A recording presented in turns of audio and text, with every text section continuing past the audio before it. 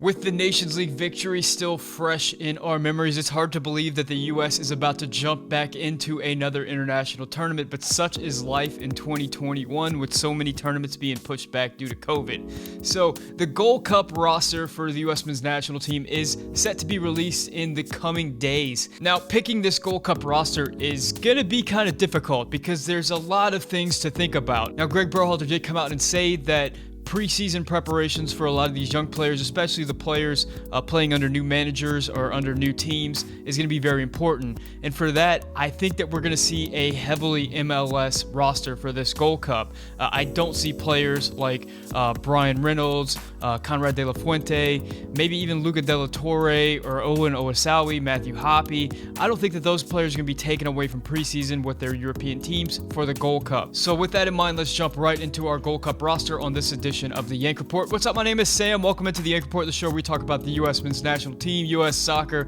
all that good stuff. And if you're into that kind of thing, please consider hitting that subscribe button and follow us as we cover this upcoming Gold Cup, which should be really exciting, coming off of really an incredible Nations League tournament for the U.S. We're going to be meeting a lot of new U.S. men's national team players. There's going to be a lot of players vying for some of those last roster spots heading into World Cup qualifying. So it should be really interesting and a really fun international tournament to follow along. If you want to support the channel, the easiest way to do so is hit that like button. We have been getting crazy likes on videos lately. Let's set a big like goal for this one. We did 400 last time. Let's see if we can get 450 likes on this video. Before we jump into it, I want to say, the U.S. is going to be taking a 23-man roster to the Gold Cup, but of course they never just call in 23 players. It's going to be a much bigger roster that they'll then whittle down to 23 players. Now, with that being said, let's jump right into this roster. And normally, I start with the goalkeepers and move forward, but this time let's switch it up. Let's start with the forwards and move backwards.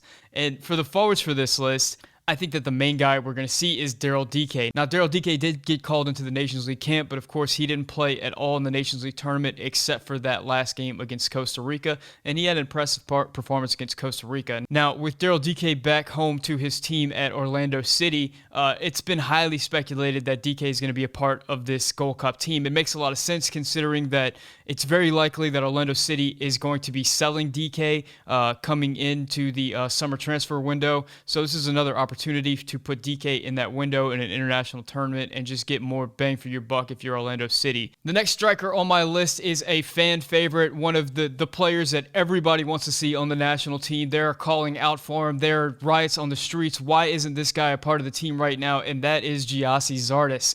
Zardes, of course, a player that is highly controversial within the U.S. men's national team fan base, but is a consistent professional and kind of is a low ceiling, high floor type of player. We know what we're going to get out of him. Now, with the third striker that I'm taking, it's going to be a striker that was kind of out of form, came back to MLS and started lighting the world on fire, getting a bunch of goals, getting some acrobatic goals, and that is Rubio Rubin. Rubin is one of those players that was a big prospect following some great performances in youth tournaments, but went to Europe and just never really found his footing, came back to MLS at RSL, and has kind of set the world on fire. So I'd really love to see Greg Berhalter call him up. I'd love to see what he looks like in camp against players like Dike and Zardes, if he is able to impress and if he can potentially make that final roster for the Gold Cup. Moving on to the wingers, and another fan favorite, another guy that I know everybody wants to see is Paul Arriola. Paul Arriola is a player that Greg Berhalter actually name-checked as someone who he sees as a part of the group moving forward.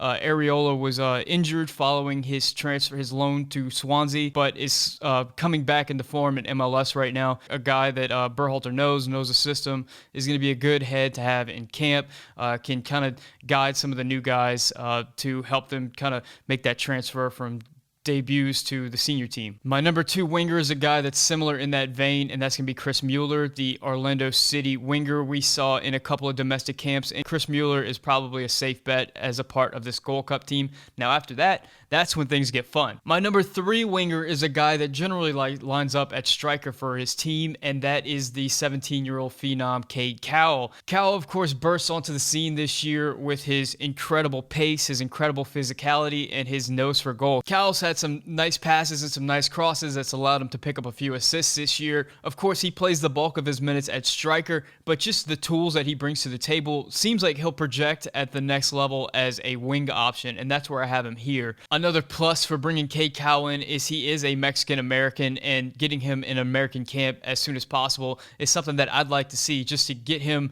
around that atmosphere and with the team, so that he's not going to be an El Tri player in the future. My fourth winger is a guy that seems to always be a part of the winger setup whenever Greg Berhalter brings in a domestic base, and that is Jonathan Lewis. Now, Jonathan Lewis had a fairly lackluster showing at the Olympic qualifying, and I'd say has had a fairly lackluster showing every time I've seen him play for the national team. But he's a guy that, once again, he's been called into the national team before. He knows the setup and can help youngsters like Cade Cowell kind of figure out how things work. Moving on to our attacking midfielders. Now, one thing about this team is we have a lot of young players who we don't quite know what their positions are going to be. So we could call them in at one spot and then select them at another spot. So I'm not quite sure how this is all going to play out, but I have a feeling some of these guys are going to be on the team. The first name for me at the attacking midfielder position is going to be another fan favorite, a guy that everybody loves and desperately wants to see play for the national team once again, and that is Cristian Roldan. Now, despite Cristian Roldan having a not-so-great 2019 Gold Cup, he's actually played really, really well for Seattle Sounders, who are one of the best teams in MLS right now. He's a player that, based on his play this year, definitely deserves to be a part of this group, and potentially could be a guy that we see having grown tremendously and be a much better player than last time we saw him in 2019. The next guy is a guy that I'm really crossing my fingers on because time is sort of against him right now, and that's Paxton Pomykal. Now, if you're familiar with my videos, you know that I'm a big Paxton Pomykal fan. Paxton Pomykal has been injured for what seems like the last 2 seasons, and he's slowly but surely being worked back into the lineup for FC Dallas. In FC Dallas's last game, he came in the 46th minute and played a half. So his fitness is growing and growing and growing, and hopefully by the time the Gold Cup rolls around, he'll be back to a 90-minute player. Now, the thing about Paxton Pomykal is even though he has had limited minutes for FC Dallas, he's still been an impact player. And that's why a lot of people say that Paxton Pomykal is one of the top prospects in MLS right now, that he's a midfielder that could get a move as soon as he's back to full fitness. After Pomykal, we get kind of fun. This is another youngster that I'm dying to see get his debut with the senior team, and that's Caden Clark. Caden Clark, of course, burst onto the scene last year with the New York Red Bulls, and in limited appearances got a few goals. So people were excited to see what he could do this year. This year, he's kind of doubled down on that, and in limited games, he's one of the top scorers in MLS already. A player with tremendous upside, tremendous ability on the ball, a player that is rumored to already have a move secured to RB Leipzig whenever he turns 18. Clark is one of the brightest young stars in all of MLS, and the sooner we can get him into the national team setup, the better. Only thing about Clark is we don't know exactly where Greg Berhalter is going to see him. He could be a player that's a wing option. That's why in my particular list, I actually called up more attacking midfielders than wingers. Caden Clark might end up as a winger. He might end up as a midfielder. I'm not 100% sure where he's going to end up. I'd just like to see him as part of the group. Another guy that could play multiple positions and has had a fantastic start to MLS this year is Eric Williamson. Eric Williamson famously got left off the 20-man roster for the Olympic qualifying and was not happy about it. And as such, came out this year and just had a point to prove, just played with a chip on his shoulder, and has been one of the brightest players in MLS so far. Now, Williamson can play as a 6. He can play further up the field. We'll kind of see what Greg Berhalter decides to do right there. You know, Greg Berhalter has a really particular idea of what he wants to get out of his 6, and maybe Eric Williamson fills that. Maybe he wants to see other players in that position. Either way, I think Eric Williamson is a player that, through his play through the beginning of this season, absolutely deserves to be on a Gold Cup roster. Now for my 6s, my defensive midfielders, and this is probably the position of need most coming into this Gold Cup. These are the guys that are really need to show out, because if a good showing in this particular tournament could see them called up immediately to the senior team. So the 6 is going to be a tremendous position to watch for the national team. And the first 6 on my list is a guy that may not play 6. He might be an attacking midfielder. He might play further up the field. He might play on the wing. Nobody has any idea where this guy's best position is, and that is Gianluca Busio. If you follow me on Twitter, you know that Gianluca Busio is one of my favorite players to watch in MLS. His technical ability is just incredible at the MLS level. His tactical ability, his understanding of this game, his passes. I mean, so I'm dying to see what Gianluca Busio looks like in a setup at a higher quality competition. Can he play the 6 at that level, or is he better further up the field. That's something that we're going to have to see in this Gold Cup. After Gianluca, Busio is a player from the Philadelphia Union who has gotten a lot of hype in the last month or so. A player that a lot of pundits and writers see as a potential backup to Tyler Adams, a potential six that could solve a lot of our needs at the senior team level, and that's Leon Flatch. Now, Leon Flatch is a German-American who played at the youth level in Germany and transferred to MLS to Philadelphia, and since arriving for MLS, he's been very, very impressive at the MLS level. If you look at the statistical leaders for the number 6 position, he's right up there in tackles and interceptions, and he's potentially a guy that could, have come out of nowhere in the last couple of months and be that answer that we need at the 6th position. So